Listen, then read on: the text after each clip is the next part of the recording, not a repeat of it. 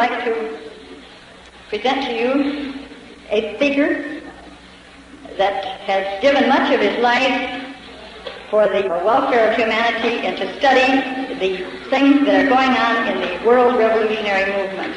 Our speaker this evening has a very wonderful way of presenting a message that is so badly needed, and I hope that each of you will listen with open minds and forget all prejudices and all bigotry. We have nothing to gain by hatred, and our speaker will certainly give us the reasons for that. And so at this time, we're very happy and proud to present the Commander William Guy Carr from Canada.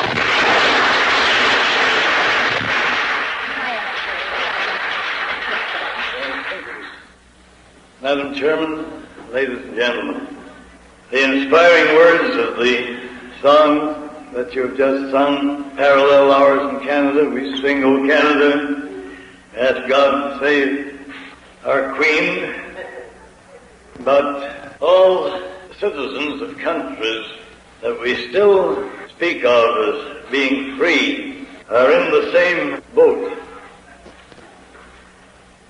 Unless we be doers of the word as well as hearers, unless we translate what we say into action, I'm afraid we are going to suffer the penalty of our indifference. We have the words of the Our Father. Everybody prays it many times a day. In some cases, we say, Thy kingdom come, Thy will be done.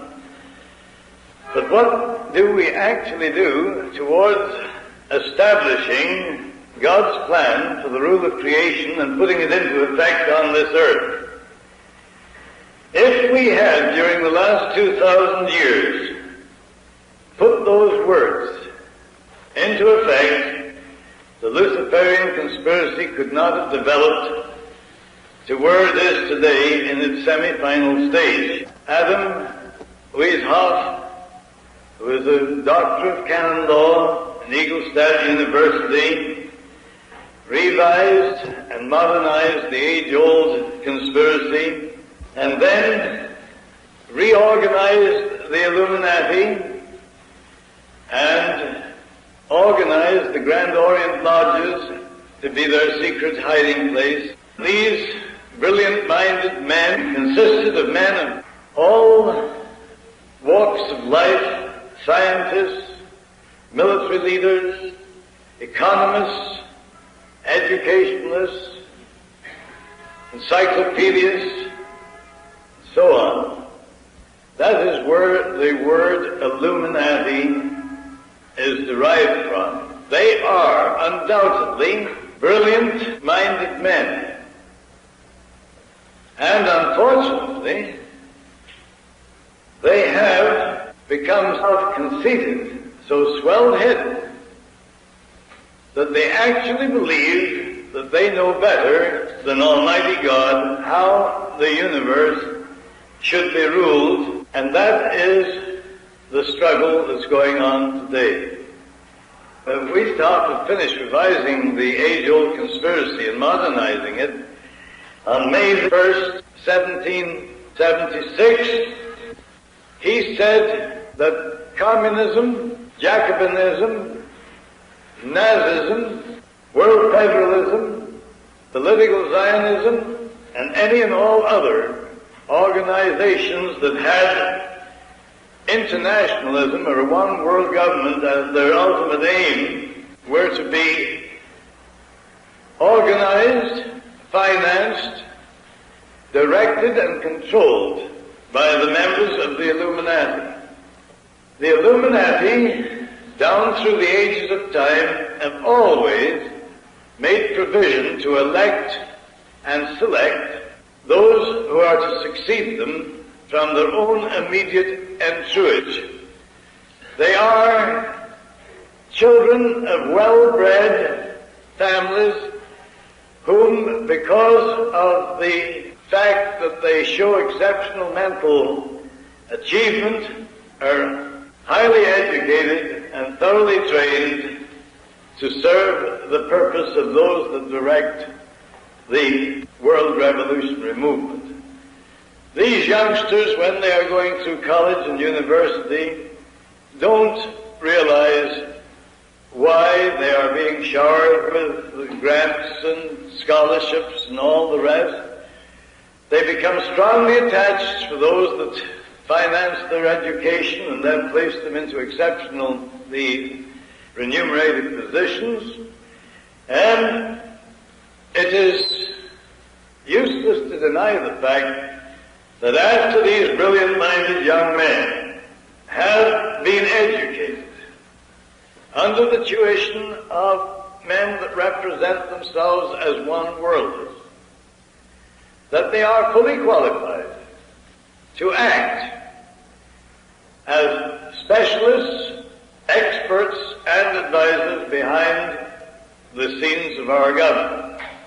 Thus it is through these men, whom we term agentur, that the governments of your country and mine, since way back in history, have been made or advised or pressured into accepting policies that have always ended in reoccurring wars and revolutions, because the principle on which the Luciferian conspiracy is based is the ability to keep secret their plans, and for the Illuminati and their agentur to keep dividing the world's population into opposing camps in ever-increasing numbers, so that they can be armed, and after they are armed, they are built up to more or less equal in strength. We call that in military terms balance of power. And after that has been done, the Illuminati invariably produce the incident which will cause the opposing sides to fight and destroy each other, while those that foment the wars and revolutions reap the financial benefits and sit back on the sidelines, patiently waiting for the day when all governments and religions will have been destroyed as world powers. Westoff said that when this point is reached, then for the first time they will make known to the masses the pure light of the true doctrine of Lucifer and impose it with satanic despotism. What Weishaupt said in the 1700s, the latter part of the 1700s, Pike, General Albert Pike, confirmed in the latter part of the 1800s. Pike, with the aid of Giuseppe Mazzini, worked out the military blueprint which would cause the world to be involved in wars and revolutions until, to use his own words, only two world powers remained, and those two were to be the people controlled by the leaders of atheistic communism and those that subscribe to the Christian religion. I know it is very hard for the average, decent, clean-minded citizen to realize that such a devilish, and I use the word advisedly, diabolical plot has been in operation. But the Scriptures, the Old Testament, is nothing more or less than the history of that conspiracy of the Luciferian forces to prevent the human race establishing God's plan for the rule of creation, putting it in effect on this earth. Christ himself came to show us what must be done if we were going to halt that conspiracy on this earth, as St. Michael halted it in heaven. He told us who were directing that conspiracy. He said, it is they of the synagogue of Satan, He said, they are sons of the devil, Lucifer, whose lust they will do. He was a murderer from the beginning. He knows not the truth, for the truth is not in him. When asked, who are these men, he said, them that call themselves Jews, but are not, and do lie. The devil's whole plan is to use cunning and deceit. That is why our Heavenly Father, through His Son, Jesus Christ, told us that He was the father of lies. And they will make any statement and justify the telling of a deliberate lie, providing it moves their conspiracy towards its final goal. Giuseppe Mazzini was an Italian. If you look in your encyclopedias, you will find him eulogized as a great Italian patriot. That is how the agents who direct this conspiracy deceive the people into believing what is a direct lie. Giuseppe Mazzini was the director of the World Revolutionary Movement and was appointed as the director of the whole World Revolutionary Movement in 1834. After the French Revolution was over and the American situation here was in turmoil, Mazzini came to America and he consulted with General Albert Pike, who was disgruntled because his Indian auxiliary troops had been disbanded on the charge that they had committed atrocities under the cloak of legitimate warfare. Therefore, Pike became an illuminist, and he built a house in Little Rock with 13 rooms in 1840. And it was in that house where he worked to perfect the military blueprint of wars and revolutions that would bring Weishoff's plan to its final stage. The blueprint called, first of all, for the putting into effect of Weishoff's plan to create international atheistic communism, and then use it as the Illuminati's destructive force to help them destroy all existing governments and religions. I know it hurts when the truth of history reveals that men who have been built up by false propaganda into national heroes are proved to be feet of clay. But what is true of some of your statesmen and politicians in the past is equally true of ours in Canada and those of Britain. Since the turn of the 19th century, since 1801, there has hardly been a prime minister in England or Canada or a president in this United States, with the exception of Lincoln, who wasn't under the control of the Illuminati. I explained briefly this afternoon how Weishoff's plan was made known by an act of God. The German author Zwack, Z-W-A-C-K, had laboriously put these revised protocols together, and so that they would be safe and to guard against all being destroyed at one time. Copies of this document were placed in different parts of the world.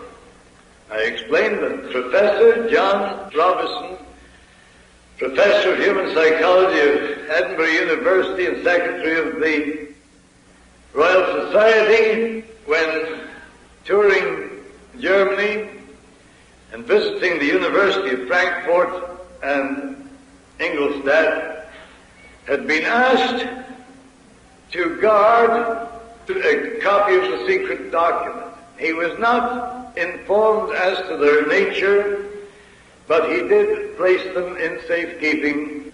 And after the plot had been revealed by the act of God, and the Bavarian government had published the horrible details of this international plot, Professor Robison unlocked this strongbox in which he had kept them and found that the documents he had confirmed everything that the Bavarian government had published in 1786. I told you that while Westhoff's courier was riding on horseback from Frankfurt to Paris with a copy of this precious document, infamous document, for the information of those Illuminists and Jacobins who had been entrusted with developing the French Revolution, which was scheduled to break out in 1789, Almighty God struck him dead as he rode through the village of Ratisbon. The courier was struck by lightning. And the Bavarian police found this document on the courier's body. Realizing its importance, the serious nature of it, they turned it over to the Bavarian government, who in turn had the police raid all Westhoff's Grand Orient lodges and the homes of those who were known to be connected with him in the order and sect of the Illuminati. The evidence thus obtained confirmed the document as being genuine, and it was published in 1786 under the title, The Original Writings of the Order and Sect of the Illuminati. Copies of this document were sent to the heads of church and state throughout Europe. But such was the power of those experts, specialists, and advisors who had been infiltrated behind the scenes of government that they persuaded the crowned heads of Europe and the heads of church to ignore the warnings by telling them that it was part of a huge hoax, and if they took any notice of it, they would be brought into ridicule. When this plot was discovered, the Bavarian government closed the lodges of the Grand Orient, outlawed Professor Weishaupt, and disbanded the Illuminati. And with the devilish cunning with which they are inspired, Weishaupt pretended that the plot had come to an end and that he had become reconciled with God. But the word God can apply equally to Lucifer as it does to the Supreme Being that we worship. And that is why people are continually being deceived by the double talk of these people. Now, when the pressure had been put on the Illuminati in Europe, Thomas Jefferson, who was one of Weishaupt's great admirers, transferred the direction of the plot from Europe to America. I know that that's hard to take, but remember, we cannot judge Jefferson or any of those with whom he became associated. He may honestly have believed that only a one-world government would bring an end to continuing wars and revolutions.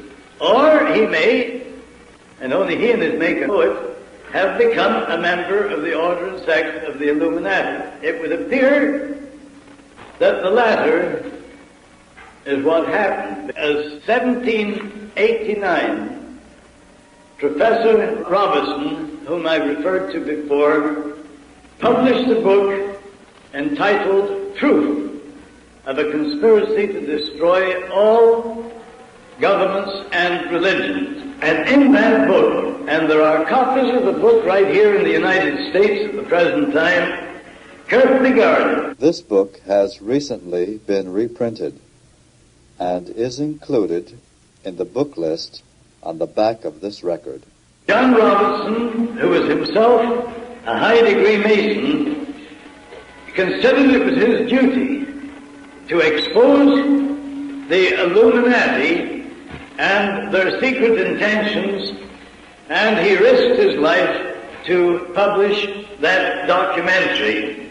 So in 1789, he gave warning that the Illuminati had infiltrated into Masonic lodges in the United States and had created a secret society within a secret society. Now, let it be clearly understood that I am not making any charges whatsoever against the Masonic orders of the Scottish, or the Blue Rights, or anybody else, because I know only too well that it is a rare occasion if even a 32nd or 33rd degree Mason suspects that higher than that is this secret power that infiltrated into their organization.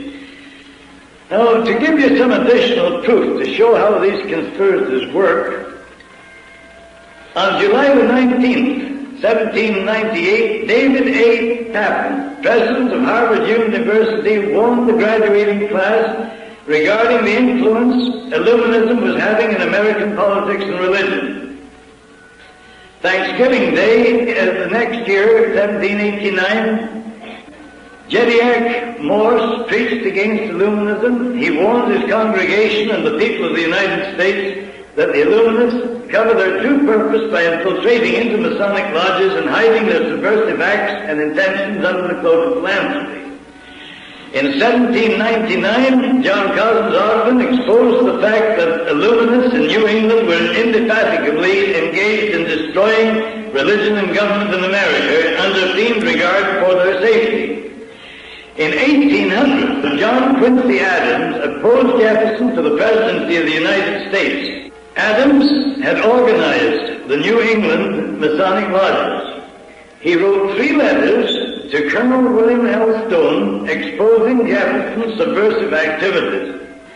The letters referred to are, or were, on exhibition in the Rittenhouse Square Library of Philadelphia only a few months ago. They are credited with having enabled John Quincy Adams winning the presidency. In 1826, Captain William Morgan took it upon himself to inform all other Masons how and why the Illuminati were using their lodges for subversive purposes.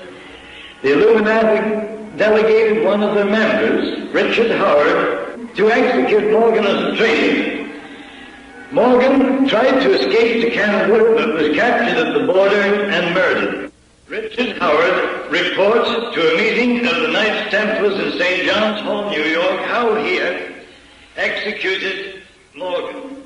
Arrangements, according to Elaine, were then made to ship Howard back to Liverpool in England, and the incident caused such indignation on the part of the Masonic fraternity that their records prove that as a result of this incident, thousands of Masons seceded from the northern jurisdiction. Since I published that in last issue's News Behind the News, the grandson of one of the men that led that revolt in some way got hold of a copy, and he went to the trouble of sending me copies of the minutes that his grandfather had taken, or his great-grandfather had taken at the meetings that dealt with that very subject, so that I would have additional evidence of the truth of what I'm telling you.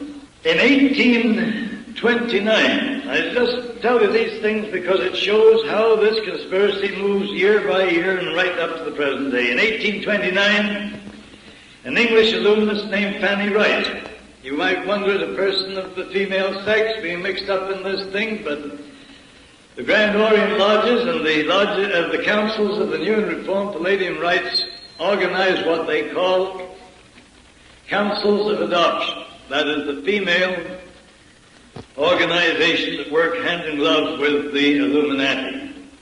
This woman lectured to selected groups of Illuminists in the new Masonic temple which had been built in New York. She explained the Luciferian ideology regarding free love and sexual liberty. She also informed the American Illuminists it was intended to organize atheistic communism for the purpose of furthering their own secret plans and ambitions. Among those who were delegated to put this phase of the conspiracy into effect was Clinton Roosevelt, Horace Greeley, and Charles Dada. Nobody had ever heard the word communism used generally at that date. As a matter of fact, the word communism was not put into common use until after Lenin and Trotsky usurped power in 17 from the Mensheviks who had fought the Russian Revolution. It was only then that the word communism became into common use. I want you to mark these things very carefully. In 1841, Clinton Roosevelt published a book called The Science of Government Founded in Natural Law. That book embodies Weissaup's pattern of a one-world UN-type dictatorship.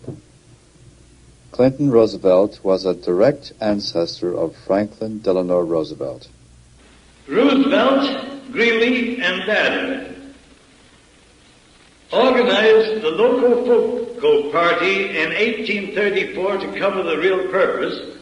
They organized the first labor movement in the United States the following year, and then covered their activities under the name of the Whig Party. And the money that they raised by these activities was used to finance none other than Karl Marx to write the Communist Manifesto in Das Kapital in Soho, London, England. Karl Marx was the nephew of a Jewish rabbi, but he defected from Judaism. He was baptized into the Christian religion, and he was a hater of the Jews. He was no more an atheist than what I am.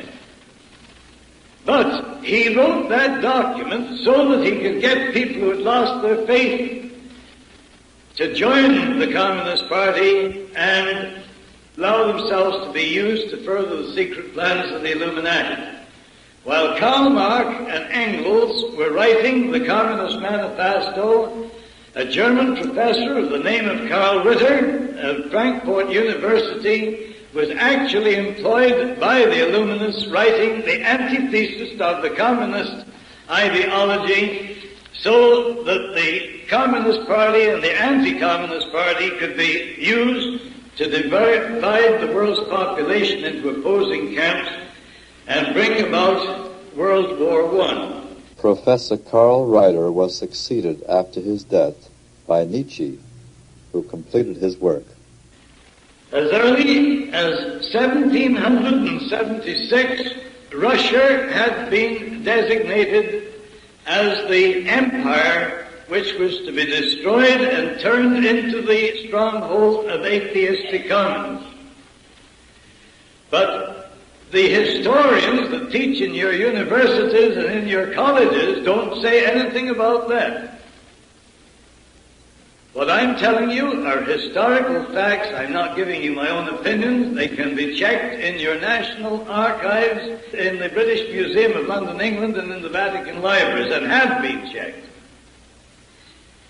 When Giuseppe Mazzini was brought in contact with Pike, the two worked on this military plan to divide the countries of the world into opposing camps, and World War I was to be used to enable them to overthrow the powers of the Tsar and turn Russia into the stronghold of atheistic communism. In 1887, Pike and Lemmy, who had succeeded Mazzini as the director of the World Revolutionary Movement, Lenin succeeded Lemmy. Decided that political Zionism was to be organized by Herzl and then used for two purposes. First of all, to create the state of Israel, and secondly, to enable the Illuminati to foment World War III using the differences between the Israeli and the Arab Mohammedans to serve that purpose.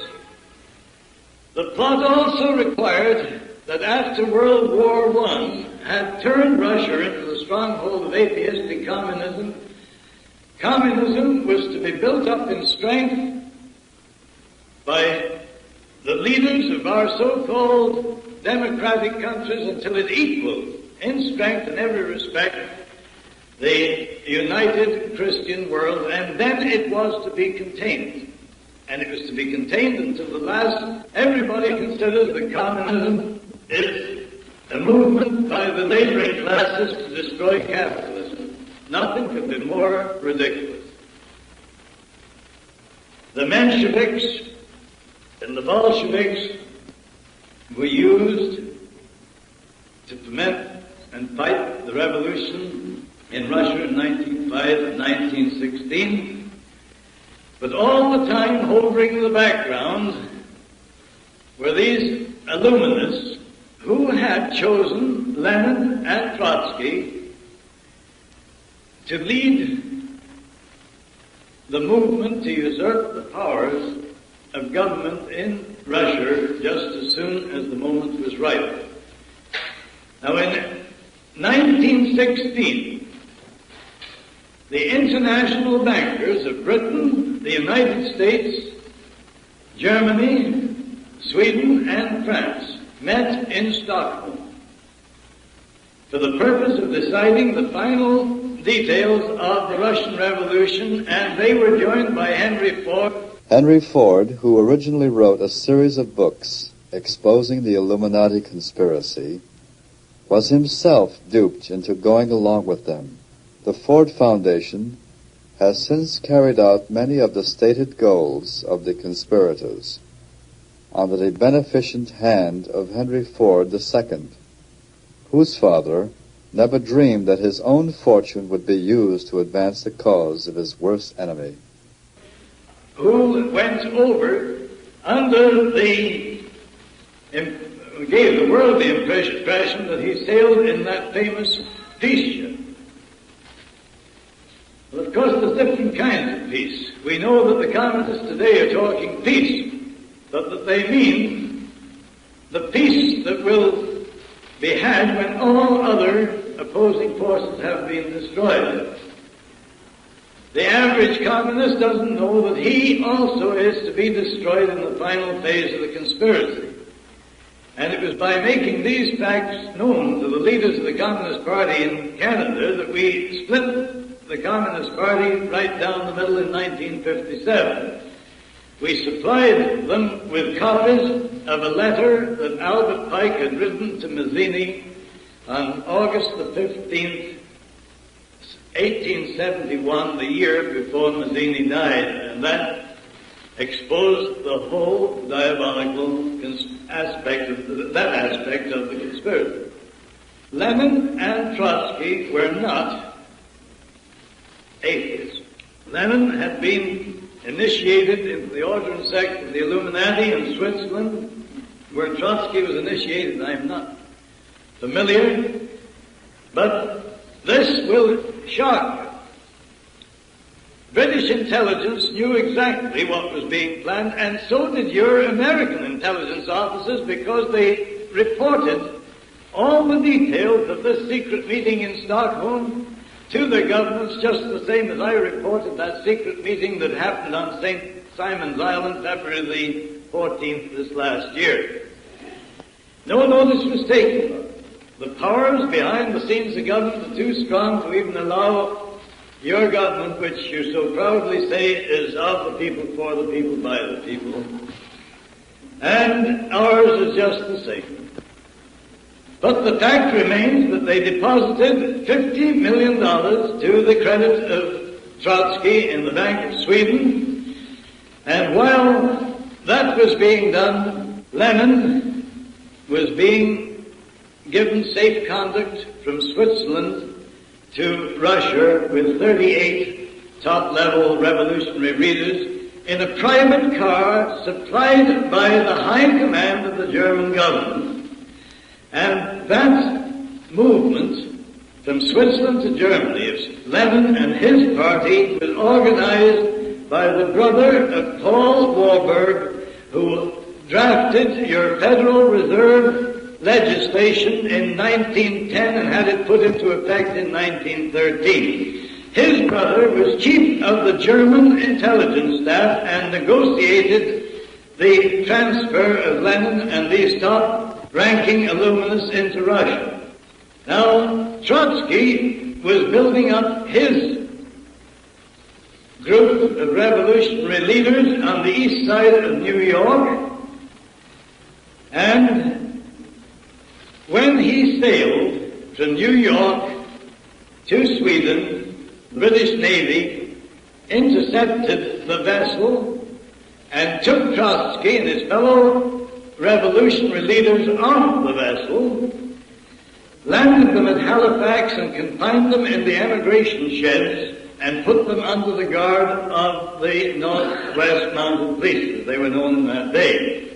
But that didn't suit those that are directing the world revolutionary movement.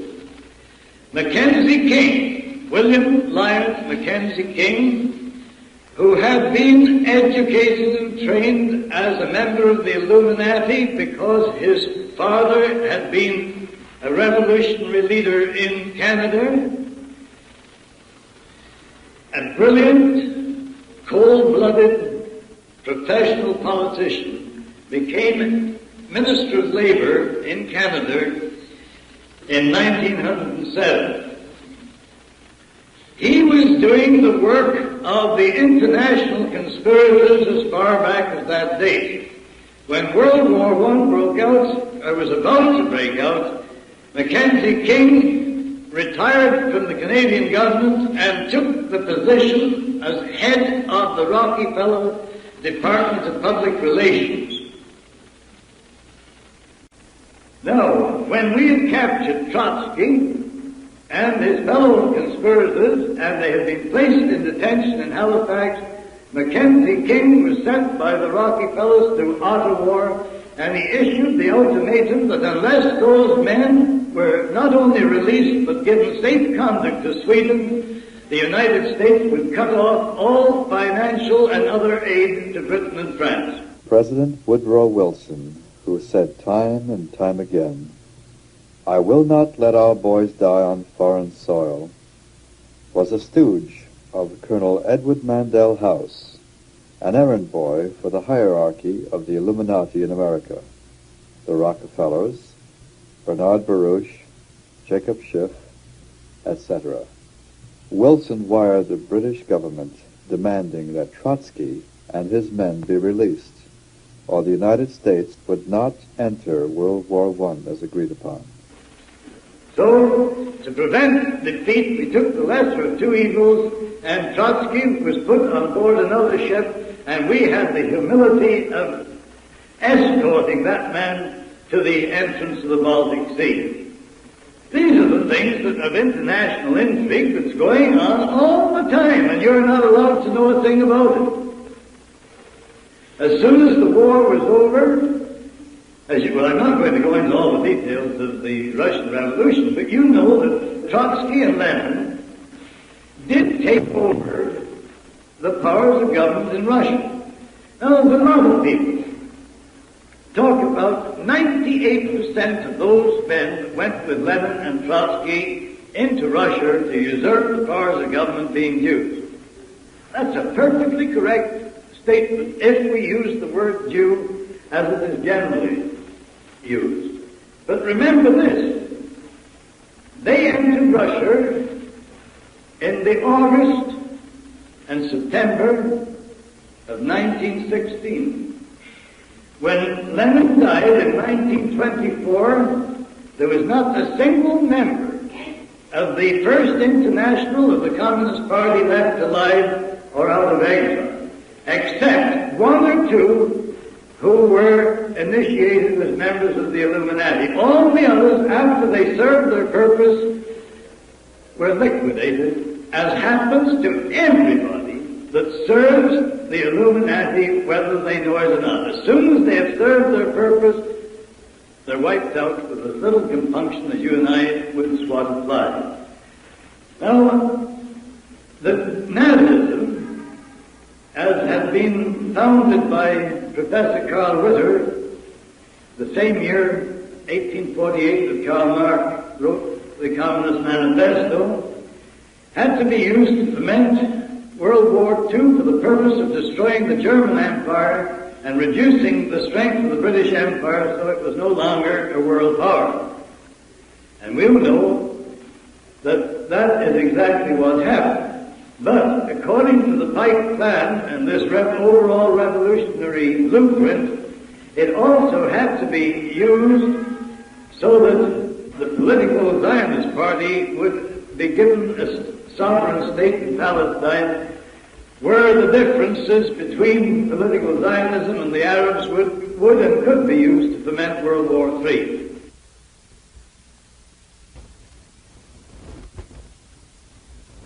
The Treaty of Marseille was deliberately written in such a manner that it facilitated those who were directing the world revolutionary movement of starting World War II when they thought the time was right. You'll find all kinds of documentation in there, secret messages passing between the heads of your government and ours. And let me tell you this, some friends of mine, high-ranking British officers, and some of your own countrymen, did everything within their powers to try and prevent World War II breaking out. They knew the details of this conspiracy as I'm explaining it to you. They went to Prime Minister Chamberlain and they told him that if he allowed World War II to break out into a hot and shooting war, that it would be continued until Britain had been destroyed as a world power. They even convinced Chamberlain of the truth of their statements. And that is why he went to Munich and came back with his umbrella and a piece of paper saying peace in our time. But then Chamberlain was maneuvered into a position where he had to declare war to keep the promise to the Polish people over the Carr incident. But you know that the first months of that war we referred to it as a phony war. Chamberlain and the Premier of France had agreed that they would not bomb any German targets other than strictly military targets. That didn't suit these bloodthirsty international gangsters. That was too slow. So they gave orders that Chamberlain had to be got rid of, and Chamberlain didn't know what to do. He told Commander Ramsey, a very highly decorated officer in Army intelligence, and a man who was a member of Parliament for Peeblesshire in Scotland, he said, if you will only get me definite evidence of what is going on behind the scenes, he said, I will put a stop to this war. Ramsey approached a man in the American embassy, and he told him, if you will only give me copies of the secret correspondence and signals that is passing between Churchill and Roosevelt, and let me have them just long enough to show the Prime Minister, he says, we'll end this war. And that clerk, that cipher clerk, did as requested in the hope that by so doing he could prevent World War II being developed into the Holocaust that it was. That man was Tyler Kent. That sealed not only Chamberlain's fate, but it sealed the fate of all those patriots who were working in close cooperation with Captain Ramsey. And The powers behind the government insisted that there be an election. Churchill was elected Prime Minister. On February 8, 1920, Sir Winston Churchill, before his forced acceptance in the Illuminati, wrote an article that was carried in the Illustrated Sunday Herald. From the days of Spartacus Weishaupt to those of Karl Marx, he wrote, to those of Trotsky, Russia, Bela Kun, Hungary, Rosa Luxemburg, Germany, and Emma Goldman, United States, this worldwide conspiracy for the overthrow of civilization and for the reconstitution of society on the basis of arrested development, of envious malevolence and impossible equality, has been steadily growing. It played a definitely recognizable role in the tragedy of the French Revolution. It has been the mainspring of every subversive movement during the 19th century. And now at last this band of extraordinary personalities from the underworld of the great cities of Europe and America have gripped the Russian people by the hair of their heads and have become practically the undisputed masters of that enormous empire. The 12 o'clock of the day of May the 12th, that he was elected Prime Minister, he gave the Royal Air Force orders that they were to bomb open towns and cities in Germany that night. At midnight, he broke the previous Prime Minister's promise with the French President that would not do that. At midnight on that same day, he had the secret police that nobody knew were even in existence in England raid the homes of about 400 and some odd patriots, including admirals of the British Navy, and they took them and their wives out of their beds in the middle of the night and locked them up in Brixton Prison without a charge or opportunity for trial, and they kept them there for 4.5 years. I'm not telling you a fairy tale. I'm quoting historical facts. The people of England have never been allowed to know that yet, and yet I have Admiral Sir Barry Donville, with whom I am in constant correspondence, and I served with his brother in the First World War on the same ship, and I know every detail of everything that happened about that. Admiral Donville was one of the finest and most capable British admirals that our country produced. He was the greatest fighting admiral that we had in the First World War. He fought and won more engagements in and around the Bight of Heligoland than any other British admiral. He was 4 times decorated by the King with the highest honors that could be conferred on him, and after the war, he was put in charge of all naval establishments and then made Director of Naval Intelligence. Admiral Donville told me that he was 58 years of age before he began to suspect that the secret power that seemed to be able to cause our governments to adopt policies that led to their own destruction was the Illuminati. After World War II had served its purpose, and Nazism had been used to serve the purpose of the Illuminati, those who had directed the war on the German side were ordered liquidated. But so that it would be made look legal and nice, we had the Nuremberg trials, where they were legally murdered. Now, anybody that served in a high-ranking position in your Navy, the Canadian Navy, or the British Navy, knows that we have to obey orders. And those orders are given by the politicians, the civilians. Admiral Bacon, one of our British admirals, had the courage to write to Mr. Churchill in the First World War and said, "Sir, fighting the enemy is a pleasure. Fighting you politicians is the damnedest headache a man could inflict on himself." That was what Admiral Bacon, who was one of these gruff old fellows, and he didn't give a continental cuss for all the politicians this side had hated. And he wrote that to Mr. Churchill.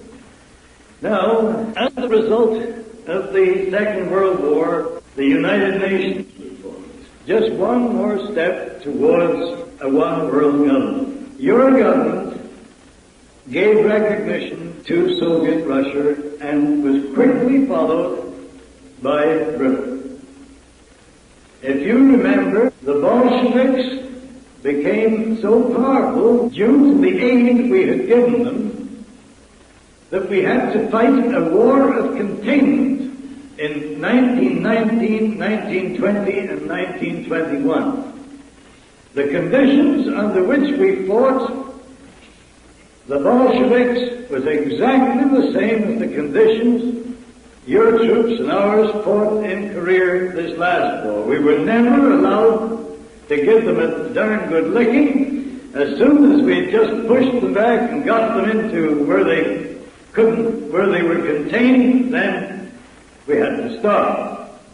We weren't allowed to deliver the knockout blow. Good Lord, Bolshevism, or as we know it today, international communism, could have been absolutely wiped out in Russia between 1919 and 1921. But that wasn't in accordance with Weishoff's or Pike's plan. That plan said it had to be built up until it equaled in strength the whole of United Christendom. Now, is there any person in this audience can deny that during World War II, international communism was not built up until it equaled in strength the whole of United Christendom? What about Yalta, Tirana, Potsdam? Stalin took all they offered and asked for more. And because it suited the purpose of those directing international intrigue at the top, he got all he asked for. And those that were working with him, the three big men, thought Stalin was playing along with them. I think history will prove that Stalin went so far as to agree that FDR would be the first king despot. And when he double-crossed FDR after Yalta, that was the end of FDR. You want to ask some of your own intelligence officers if they'll open up. Thank God I never took the oath. I've been working at intelligence work since way back in 1912, and on every occasion that I was brought into the intelligence department, I begged off taking the oath, and because there was no difference of opinion between my senior officers, Admiral S.S. Jones and these other admirals I've mentioned, they never required me to take the oath, and that's the only thing that let my tongue loose so I could speak. If you belong to intelligence, to the FBI or the Royal Canadian Mounted Police, you are not allowed to divulge. I never asked them for any information. Working with a small, tight-knit group, we gave them all the information that came into our hands.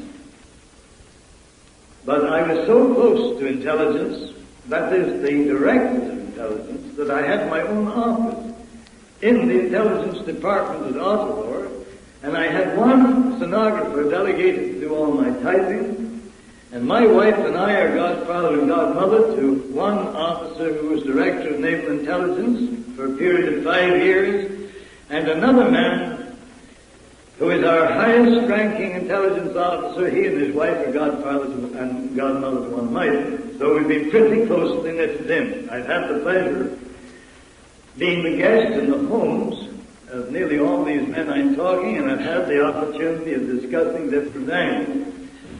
They are not in the habit of volunteering information, but if you ask them a direct question, all you have to do is to look into their eyes. As I told the head commissioner of the mounted police when we were having a conference one day, he says, "You know I can't talk." "No," but I says, "You're a darn poor poker player, because after I ask you a question, all I have to do is to look in your eyes and I can see the answer just glaring at me." Well, the progress towards the one world government had to be quickened, so the League of Nations was transferred to the United Nations.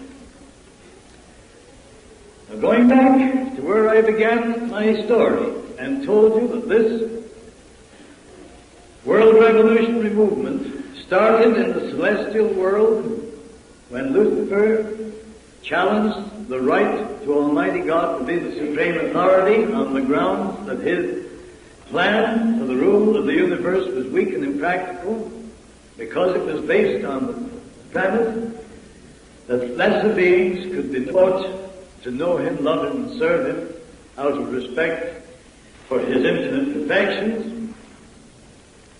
I told you that the Luciferian plan was to ensure peace and law and order by the enforcement of a totalitarian dictatorship enforced by absolute despotism. That theory is what is being put into force here today. The people that we're so proud to say govern the country are not going to have any say unless we educate them and make them understand that we're in the semi-final stage of this conversion. Now you'd say it's too late. It isn't. We have the words of our Lord Jesus Christ, who told us that if we would go out and teach all nations the truth and the whole truth, knowledge of the truth would set us free from the bonds with which we are being bound by the Luciferian conspirators. This isn't a racial or religious or a political matter, because in the final analysis, the satanic forces will divide those that survive the final social upheaval into just two classes. The brilliant-minded ones that have plotted and planned all this will be the rulers, and all the rest will be those that they enslave. It's an extraordinary thing, but the more you study all angles of this conspiracy, you find out that the brilliant-minded international gangsters that think out all the details of the various aspects of this conspiracy are financed by being awarded Nobel Prizes. Alfred Nobel was the inventor of dynamite that has killed more people in wartime than any other weapon ever invented. The Nobel Peace Prize has been won by such men as Linus Pauling and Martin Luther King, and the Peace Prize is an instrument used by the conspirators to carry on their work. Our Reverend Mr. what's his name, the Methodist minister, he was given $45,000 to work inside the religious thing. Not long ago, Bertrand Russell was awarded the Nobel Prize for his book, The Impact of Science on Society. I know Rod Chisholm personally. He was the Minister of Health for Canada before he was appointed as Canada's chief delegate to the United Nations. He hadn't been very long in the United Nations when he was made president of the World Health Organization, which you know of by the three letters WHO, WHO. After he had put the internationalist brains, put their ideas into actual practice within the World Health Organization, he then was made director and president of the United Nations Mental Health Organization. Rod Chisholm says there's only one way to use the human capital. He says reduce the whole lot to one common denominator. Interbreed them, mix them up, get one great big mass of mongrelized humanity, and then put them under the yoke of absolute slavery, and he says you won't have any more wars through evolution. Well, that's sound logic. If the ruling class that consider they know better than Almighty God how to rule the universe, get away with what they're working at, all the rest will be classified as goyim. And the word G-O-Y-I-M does not mean Gentile. It means human cattle. That is the definition of that word. This play of words is confusing everybody. The whole diabolical plan depends on the agents of the Illuminati causing bigotry, hatred on religious, political, economic, any other major issue, so that they can get us divided and throw us at each other's throats. Now, I have mentioned that when this conspiracy has developed to the final stage, that is after World War III, that the greatest social capitalism that the world has ever known is to be provoked by the Illuminati. Before I read you Pike's letter of instruction to Mazzini, telling him exactly how this final phase was to be put into operation, I just want to mention that World War III was scheduled to start Christmas week, 1957. I had called that shot years and years. You'll find it in the books that were published years ago, so I just couldn't think it up out of my head tonight. I said that if we permitted World War III to be developed as intended, the year 1960 would be the year of no return. You'll find those statements in my book. I have no reason to withdraw them or even to qualify them. I watched what was going on in certain areas of this world, and where I couldn't observe the things personally, friends of mine helped. Weishaupt and Pike had both said that those brilliant-minded international gangsters that were determined to enslave the lesser beings were to provide for their own safety and protection by establishing sanctuaries before each of the succeeding wars broke out. And that pattern has been maintained ever since the French Revolution, which broke out in 1789. In no revolution, be it the French revolutions, and there's been several of them, the Spanish revolutions, the German revolutions, the British revolutions, your American revolutions, the Austrian, or any other revolution, have any of the members of the Illuminati or their families been harmed, nor has their properties. They were always safely hidden away in sanctuaries.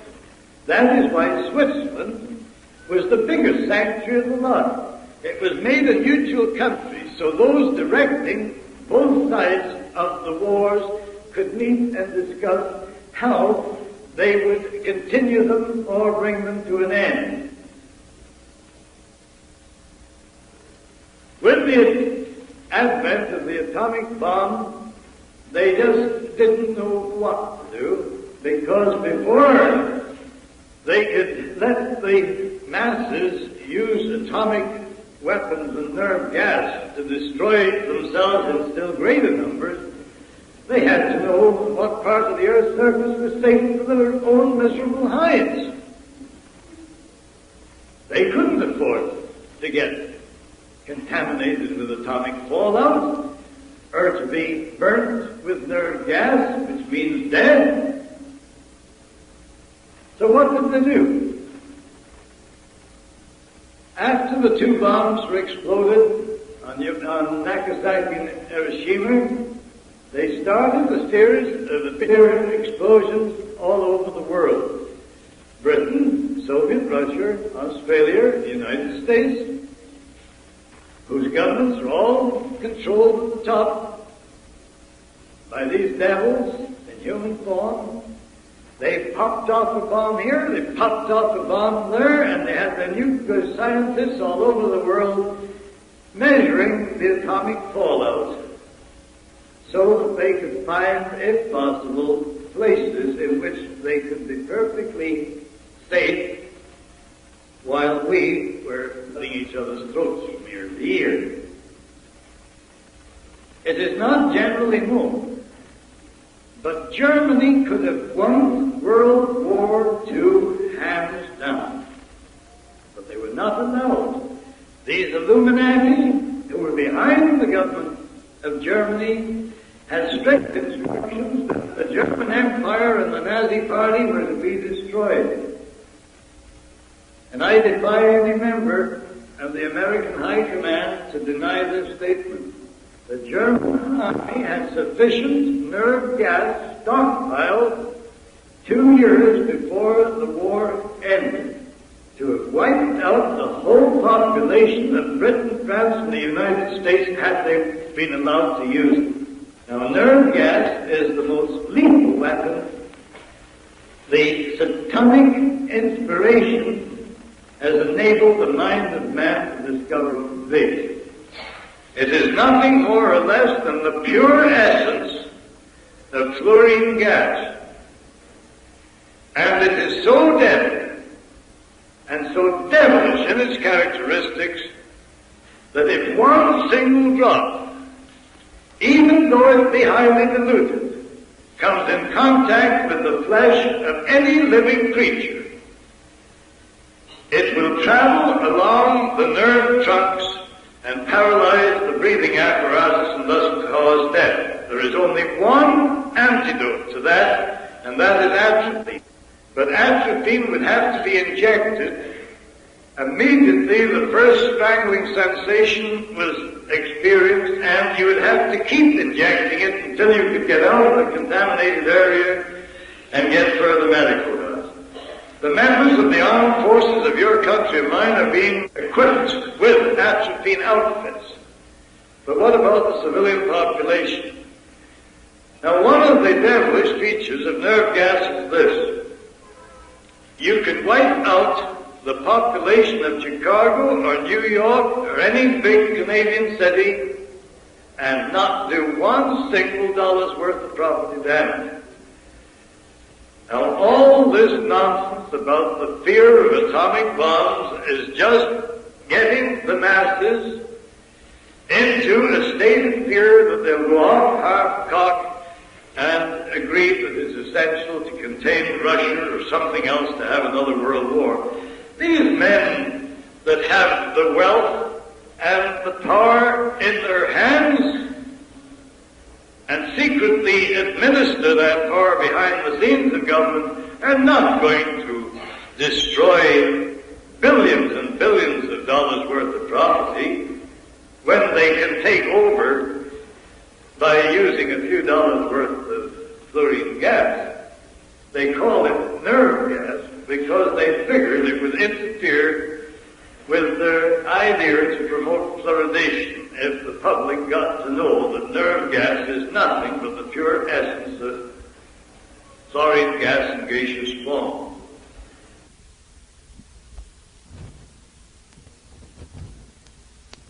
After studying the weather conditions that had prevailed over 50 years and studying the atomic fallout and the deposit, nerve gas deteriorates very quickly. 48 hours, it loses its deadly characteristics, and an invading army could move into a place that had been sprayed in 48 hours. But there is a residue which collects in the clouds and is brought to Earth the same as what atomic fallout is by precipitation, rain.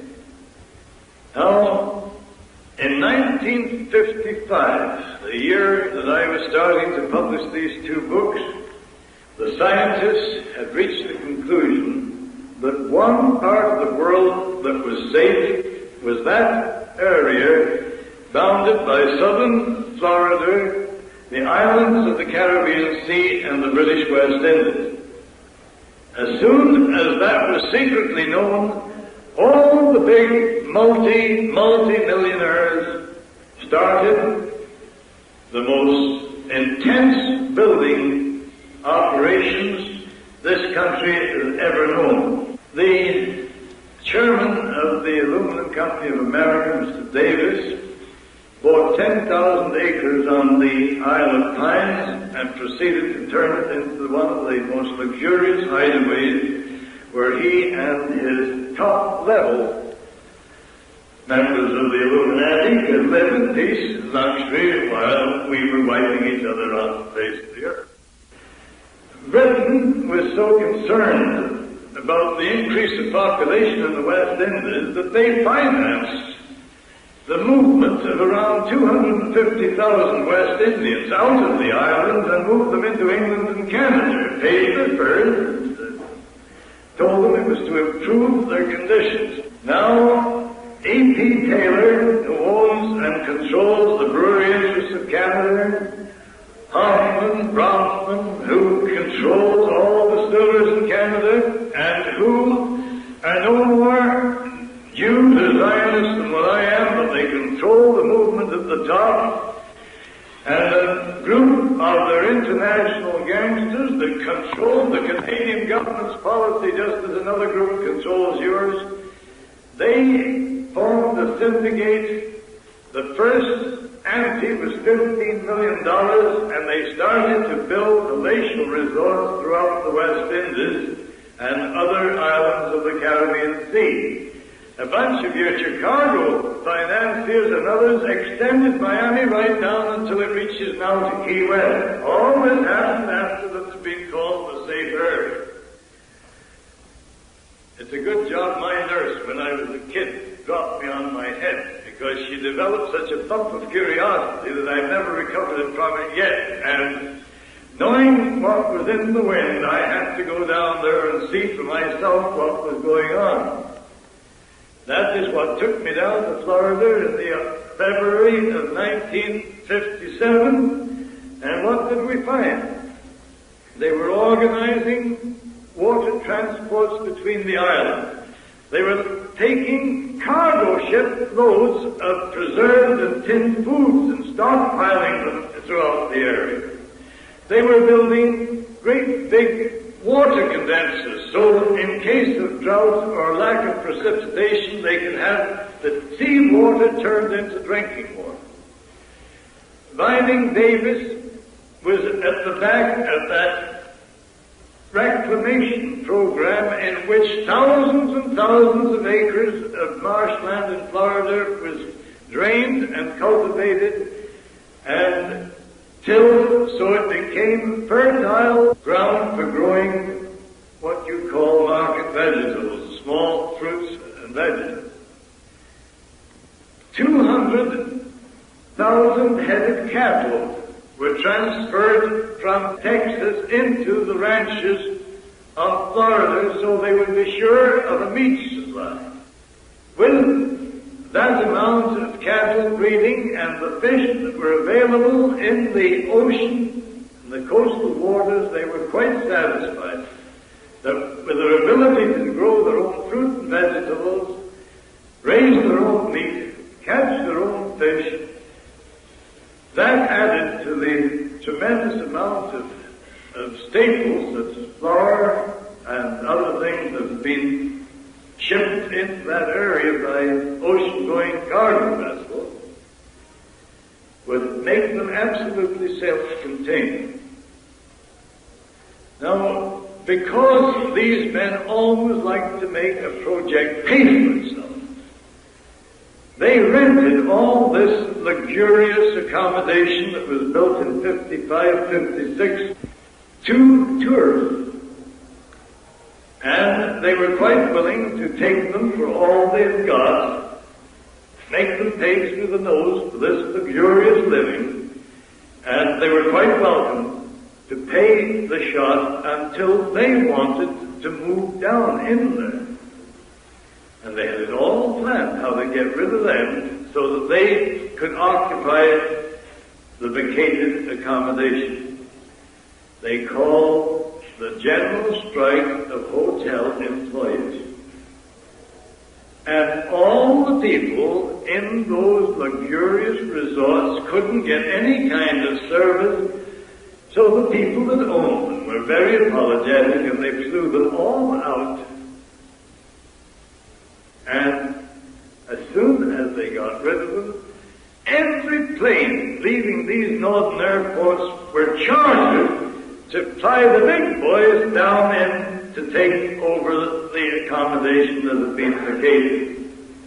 Why heavens, we had some of my friends keeping a record of who were chartering the planes and the people that were going on, just the same as we checked those that were landing at Georgia Airport for the St. Simon Island meeting.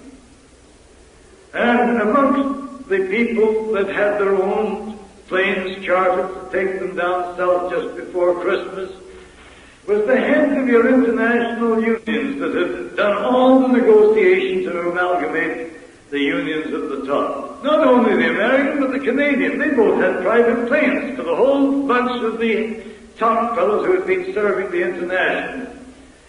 And the Labour let them get away with it.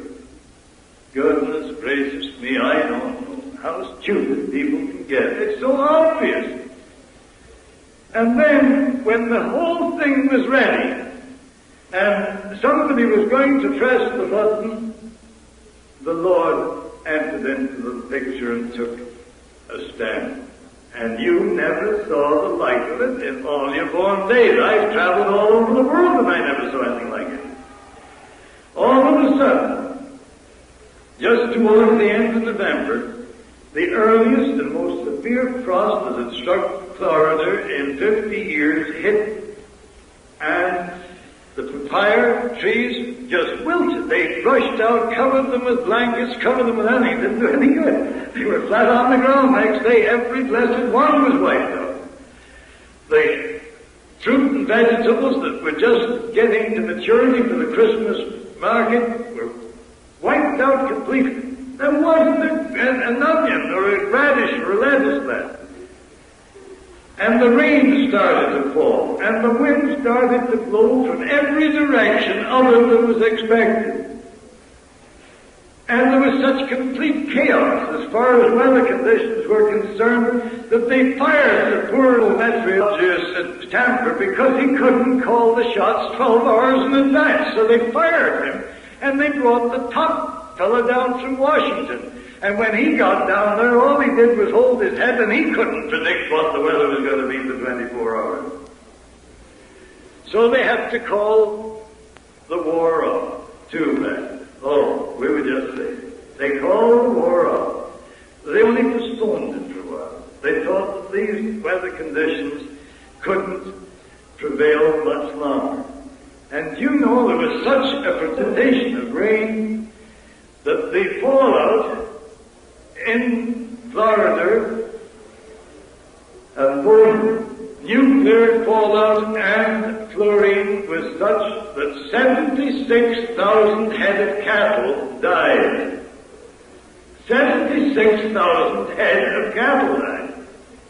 The next thing that happened, Christmas week came. You never saw such beautiful weather in your life. Everybody was down on the beaches swimming and bathing. For 7 days we had perfect weather. Then the angels pulled out the plug again, and the water came down, and the wind started to blow, and the temperature was all around. I was fortunate. I was so convinced that something like this would happen. I had a great big hand-knitted woolen coat, and you know I've been stopped a dozen times on the street by people who said, I'll give you $40 for that coat. Everybody thought I was nuts when I went down there with a great big hand-knitted coat. But boys, I was comfortable when other people were freezing to death. And then the second frost wiped out the next crop just as it was ready for market. And the cattle started to starve to death. There wasn't enough grass left on the pasture land. And before they could organize an emergency feeding program, they had to pull the grapefruit crop and take those great big wagons that carry about 10 tons and dump them in the pastures, and the cattle were so hungry they just munched grapefruit to keep alive. And that is a truth, and there's thousands of people can support that statement. Then the most mysterious thing of the whole episode happened. The fish that were so abundant in the coastal waters, in the islands and around the coast, they disappeared to the Lord knows where, and he won't tell.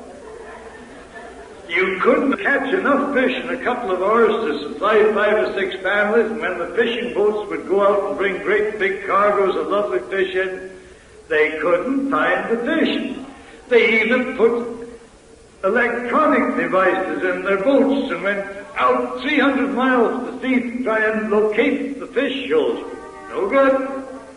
40% of those that owned commercial fishing boats and charter boats went bankrupt, and the financiers took over their boats. 40%. Then, just to make sure that there wouldn't be any nonsense, in the beginning of 1958, as the third crop was ready for the market, the Lord sent another frost and wiped that. It was the latest frost that's ever been recorded. So we poor suckers that were down there getting the information found ourselves paying 35 cents a head for lettuce and 29 for fees for cucumbers and so on, all the way down the line. They even had to fly the food that we people needed there from California and Mexico and all. That's what happened down in Florida. But the scientists said that the fluorine that fell down was brought down out of the clouds by the rain, and that it is accumulated from the smoke from the chemical factories, that the smoke had gone up and lodged in the clouds, and these unprecedented downpours of rain had released it and dropped it on the grass and the pasture.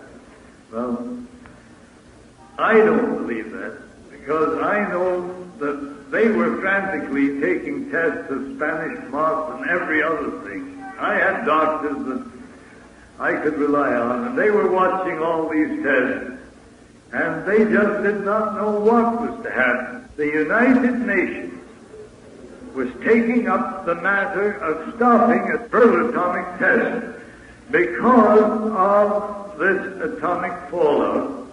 That is what's going on in this world. Now, we started to show that the conditions which we experience today started in the supernatural world are conducted by men who are inspired by the satanic forces. Their purpose is to prevent us putting God's plan into operation so His will can be done here in heaven and what have you today in the United Nations. God has been kicked out of politics, and the name of God is rarely used except as blasphemy or oath on the lips of foul-mouthed people. But the Scriptures tell us that God is a jealous God, and I'm quite sad that He has taken measure of the satanic forces that work in this world, and the feverish haste with which they are trying to bring their devilish plan into its final stage shows that they think time is running out. Now, it's all very well saying, well, don't worry, God will look after it. God has a habit of helping those who help themselves. He told us that if we were hearers of the Word and not doers of the Word, it would avail us nothing. If the truth has been made known to us, it is our duty to pass that truth on to as many other human beings as possible. Because whether or not we can halt this devilish conspiracy before God has to intervene to save all flesh being destroyed or not, by making the truth known to our neighbors, we can at least open their eyes and make them realize what is going on so that they too can become the elect of Almighty God. That is the duty. We will not be judged according to the results that we achieve. We will be judged according to the amount of effort we put into serving His holy will during the term of our life on this earth. There, ladies and gentlemen, you have a picture. Now, I just want to read this in conclusion. Albert Pike, on August the 15th, 1871, wrote a letter of instruction to Mazzini, telling him what I have told you, and his concluding paragraph reads as follows: "We, the Illuminati, shall unleash the nihilist and atheist, and we shall provoke a formidable social catalysm, which in all its horror will show clearly to the nations the effect of absolute atheism, origin of savagery, and the most bloody turmoil.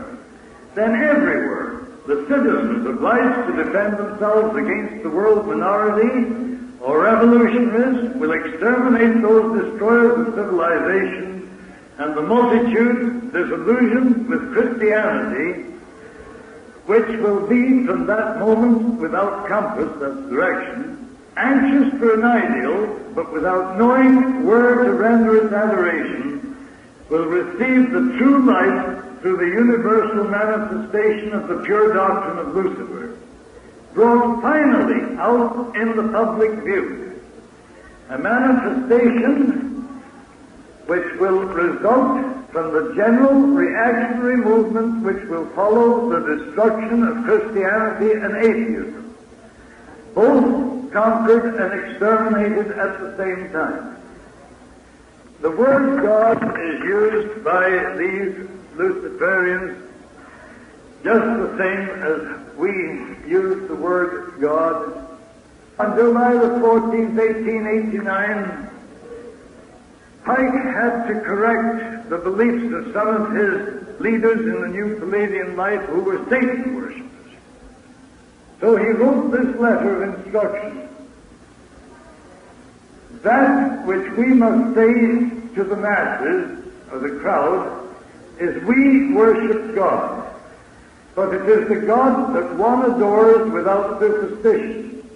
The Masonic religion should be, by all of us initiates of the high degrees, maintained in the purity of the Luciferian doctrine." Now I want to repeat, Masons up to the 32nd and 33rd degree do not know about the details of this plot until recently, and therefore they cannot be blamed. In the original writings of the Order and Sect of the Illuminati, there are 9 paragraphs that deal with how Freemasonry and other secret societies are to be wiped out after the Illuminati have been established their leader, king, despot of the world. So they don't play any favorites. Everybody except their own little clique are to be either wiped out or subjugated. Lenin said it didn't matter if 75% of the world's population was liquidated as long as they controlled the other 25%. Referring to this God, what we say to the crowd is, we worship God, but it is the God that one adores without superstition. I'll skip the next part. The Masonic religion should be, by all of us initiates of the high degrees, maintained in the purity of the Luciferian doctrine. If Lucifer were not God, would Adonai, whose deeds prove his cruelty, avidity, and hatred of men, barbarism, and repulsion for science? Yes, Lucifer is God, and unfortunately, Adonai is God also. For the eternal law is that there is no light without shade, no beauty without ugliness, no white without black. For the absolute can only exist as two gods. Thus the doctrine of Satanism is a heresy, and the true and pure religion is belief in Lucifer, the equal of Adonai, but Lucifer, God of light, God of good, is struggling for humanity against Adonai, the God of darkness and evil. Now, the word Adonai is used to identify God by the Luciferian creed when it is being exemplified in the higher degrees of the Grand Orient Lodges and those of the New and Reformed Palladian Rites. There's the picture. I maintain that if the public can be educated to know the truth, public opinion can become such a force that it will become a greater power on this earth than any atomic weapon developed today. The only thing that those who, from their dark places and their secret hidings, fear is the truth. They fear the truth and only the truth.